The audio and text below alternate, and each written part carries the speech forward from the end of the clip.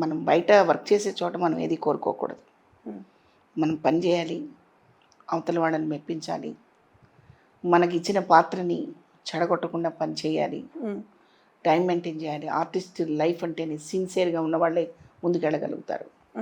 ఇవి చేస్తూ పర్సనల్ లైఫ్లో మనకి నచ్చుతాయి అంటే నాకే కాదు, ఎవరికైనా, ఏ ఉమెన్కైనా కూడా మనం కోరుకునేది ఏంటి, మనం ఎలా ఉంటే అవతల వాళ్ళు అలా ఉండాలని కోరుకుంటాం. కానీ ఈ ప్రపంచంలో జరగనిది ఆ విషయం. మనం ఎక్స్పెక్ట్ చేసినట్టుగా ఎవరితో ఉండరు. అంటే భర్త కావచ్చు, పిల్లలు కావచ్చు, మన తోబుట్టువులు కావచ్చు, ఎవరైనా మనం ఏది ఎక్స్పెక్ట్ చేస్తామో అది కావాలని మనం అనుకుంటాం.